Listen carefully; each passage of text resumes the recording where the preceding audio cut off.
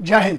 चोर को इज्जत और कुत्ते को शुद्धगी हजम नहीं होता है। 1993 7 सितंबर के दिन जब हमारा पीस और ट्रिंक्वलिटी का एक अग्रीमेंट साइन हुआ था, जो कि यूनाइटेड नेशन वाला होता है भारत और चाइना के बीच में, तो उसके बाद 22 बार इन लोग एस्केलेट कर चुके हैं अपनी फोर्सेस। और बात यह है कि 2 सिपाही और एक सीओ साहब, 3 लोगों की हत्या हुई है। ये कोई भी किसी भी प्रकार की कहीं पर भी पीस और ट्रिंक्वलिटी में तो आता नहीं है। पहली बात तो शुरू कहां से हो और इसका सॉल्यूशन क्या है वो समझना पड़ेगा सबको। 6 मई 2020 को इंडिया और चाइना के टॉप कमांडर लेवल की टॉक्स हुई। उसके बाद मिनिस्ट्री ऑफ एक्सटर्नल अफेयर्स ने अनाउंस किया कि हम लोग डिप्लोमेटिक लेवल से और आर्मी के लेवल से ये कोशिश करेंगे कि इसको सॉल्व कैसे किया जाए। उसके लिए हमारी टॉक्स जारी रहेंगी, आगे चलती रहेंगी। सबके नोटिस में आया था ये 10 मई को, लेकिन उसके पहले 5 और 6 मई को जो पेंगोंग त्सो लेक है उस पर इशू हुआ था। उसके पहले नाकुला करके सिक्किम की जो जगह है वो 9 तारीख को, उसके बाद 10 तारीख को इसको पहली बार छापा गया था। 14 मई 2020 के दिन जनरल MM नरवाने साहब ने यह बात कही। दोनों जो इंसिडेंट है वो दोनों अलग अलग है। उसके बाद जो मिनिस्ट्री ऑफ एक्सटर्नल अफेयर्स है उसके जो स्पोक्स पर्सन उन्होंने इंडिया में यही कहा, और यही बात जो है वो चाइना में रिपीट करी गई थी। फिर 29 मई को अमेरिका के राष्ट्रपति डोनाल्ड ट्रंप ने यह कहा कि हमारी बात हुई है मोदी से और वो बहुत अच्छे मूड में नहीं थे। तो हमारे इधर की सोर्सेस थी, उन्होंने ये नकार दिया कि उनकी 4 अप्रैल के बाद कोई बात नहीं हुई है। फिर उसके बाद 2 जून को प्रधानमंत्री है वो और अमेरिका के राष्ट्रपति की बात हुई फोन पर। जून 2 को नेटवर्क 18 के एक इंटरव्यू में भारत के रक्षा मंत्री राजनाथ सिंह जी ने यह बात कही कि बहुत सारी बड़ी संख्या में चाइनीज यहां पर इकट्ठे हो रहे हैं। लेकिन एक बहुत बड़ा पॉइंट था, उन्होंने यह मेंशन नहीं किया कि वो इंडिया की साइड है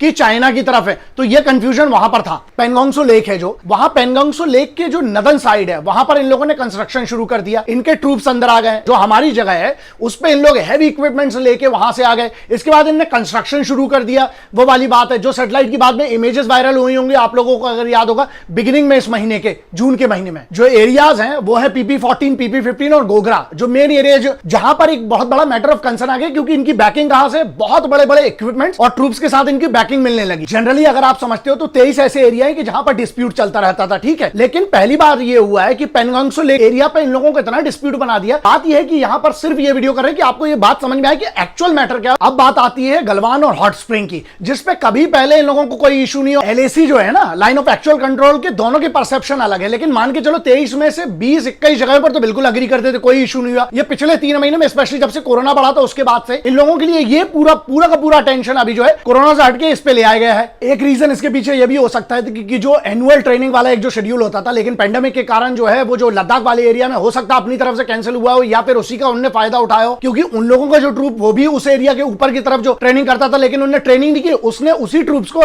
यहां पर डिप्लॉय कर दिया। ये एक बहुत बड़ा इशू है। लेकिन अभी की बात यह है कि इंडिया ने जितने की जरूरत है उससे बहुत ज्यादा ट्रूप्स पहुंच गए हैं, उसमें कोई इशू नहीं है। बहुत सारी टॉक्स जो है वो लोकल मिलिट्री कमांडर्स लेवल पे हुई, जो कि मतलब कर्नल और ब्रिगेडियर। उसके बाद डिविजनल कमांडर्स लेवल जो होता है, मेजर जनरल लेवल का होता है, उस लेवल पे 3 बड़ी टॉक्स हुई हैं। जो पीस एंड ट्रिंक्वलिटी हमारी तरफ से तो बिल्कुल उसको फॉलो करा जा रहा है, लेकिन इनको कौन समझाएगा। जब यह देखा गया तो मेजर जनरल लेवल के जो हमारे अधिकारियों की जो दोनों तरफ से टॉक्स हुई, जब उसका कोई कंक्लूजन नहीं हुआ, उसके बाद कॉर्प्स कमांडर लेवल पे यह बात करी गई है, पिछले शनिवार को हुई थी। उसके बाद यह हुआ है कि दिल्ली और बीजिंग दोनों तरफ से उस लेवल पे भी बात करी गई। 1967 के बाद एक भी मतलब गोली नहीं चली थी। चाइना ने इतना बड़ा प्रोपेगेंडा, बिकॉज वो जाने जाते हैं साइबर प्रोपेगेंडा के लिए, उन लोगों ने वो वीडियो क्लिप्स बना के कि इंडिया हमारी तरफ से, मतलब उनके हिसाब से इंडिया उन पे चढ़ रहा है। बहुत सारे वायलेशन जो है, जो SOPs के वायलेशन इनने किए, लेकिन उस पर कोई बात ही नहीं करता है। देप्सांग 2013, चुमार 2014, डोकलाम 2017, ये इनने उस समय भी सर्कस हुआ था। इन लोगों का ये चीनियों का ही नौटंकी रहा है। मिलिट्री लेवल पर, डिप्लोमेटिक लेवल पे बातें हुई और वो नॉर्मल हो जाता था। लेकिन यहां जो हुआ है ना, कल प्रेजेंट में आते हैं, आपको बैकग्राउंड समझाना बहुत जरूरी था। अब मैटर आता है कि एक कर्नल साहब और 2 सिपाहियों की हत्या। यहां पर भी एक इंसिडेंट है जो समझ में नहीं आ रहा है। हैंड टू हैंड कॉम्बैट में एक खबर यह है कि उनके तरफ के 4 या 5 लोग मरे हैं चीनी आर्मी की तरफ के, लेकिन हैंड टू हैंड कॉम्बैट में कैसे अगर गोलियां चली हैं, तो यह बात समझ में नहीं आई कि यह तो फिर बहुत बड़ा वायलेशन हो गया। ऐसा नहीं है, यह 1962 की हिंदुस्तानी फौज नहीं है, यह फौज अभी की है 2020 की। और यहां एक और मुद्दा आता है, जो इतनी बड़ी बातें कही थी, मैं प्रेजेंट सरकार से बोल रहा हूं, यह बहुत बड़ा मौका है आपके लिए। इससे बेहतर आपको अंतरराष्ट्रीय स्तर पर मौका नहीं मिल सकता है। आज उनके मिनिस्टर बैठा हुआ एक्सटर्नल अफेयर्स का, उसने क्या कहा, इंडियंस ने हमारे लोगों को उकसाया और इंडियंस ने हमारे घुसपैठ की, हमारे एरिया में आने की। यार ये बहुत बड़ा मुद्दा है। अब इनको बहुत क्लियर है, डिप्लोमेटिक लेवल एक सुझाव है भारत सरकार को, वही है, जब तक आप मिलिट्री एक्शन से इनकी गर्दन नहीं दबाएंगे ना, जब तक इनकी छाती पे पैर नहीं रखेंगे, ये दब के बात नहीं करेंगे, क्योंकि इनका बहुत क्लियर हो गया है कि अभी यहां पर वैली में घुसो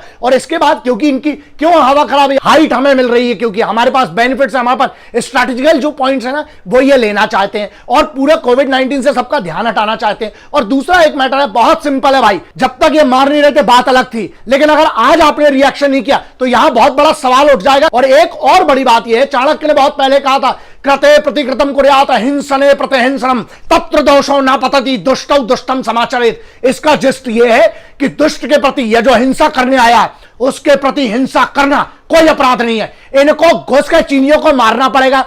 पाकिस्तान जैसे चिंदी चोर को हम जवाब देते आए हैं, बात अलग है, लेकिन अब बात है चाइना को जवाब उनकी भाषा में देना पड़ेगा। आप मोराइल डाउन हो जाएगा वरना फौज का। मुझे यह भी पता है, अभी आधे घंटे पहले राजनाथ सिंह जी की, सीडीएस साहब की, उसके बाद ऑल आर्म्ड फोर्सेज के तीनों चीफ की, एक्सटर्नल अफेयर्स के जो मिनिस्टर है उनकी, सभी की बैठक हुई है। देखिए, आप डिप्लोमेटिक लेवल समझाइए, लेकिन आर्मी को अब आपको छूट देना पड़ेगी, because the army is suppose to retaliate right now. आप एक सीओ लेवल के आदमी के मरने के बाद आप चुप नहीं रह सकते हैं, ठीक है। और दूसरा एक और बहुत बड़ा यहां पर कंसर्न है, अब तुम लोग जो व्यूअर्स है, जो इस देश के नागरिक, वो एक बात ध्यान रखना, हमें एक माहौल बनाना पड़ेगा। अगर दबाव की जरूरत है तो दबाव बनाना चाहिए सोशल मीडिया पर आपको, लेकिन ये शहादतों को आप बर्बाद मत होने दीजिएगा, क्योंकि वो मरे हैं हम जैसे सब लोगों के लिए, कि यहां पर इतने पैंडेमिक के माहौल में हम सब सुरक्षित रह सके और हमारी जमीन का 1 इंच भी वो चीनी ना ले सके। इसलिए कर्नल साहब और ऐसे उतने पूरे ट्रूप्स जो है ना वहां पर, वो आपके लिए, हमारे लिए जान देने खड़ा है। हमारी कम से कम इतनी जिम्मेदारी तो है कि हम सरकार से कम मांग करें इस बात की। और दूसरा, मेरा एक बहुत बड़ा स्पेशल मैसेज उन लोगों के लिए है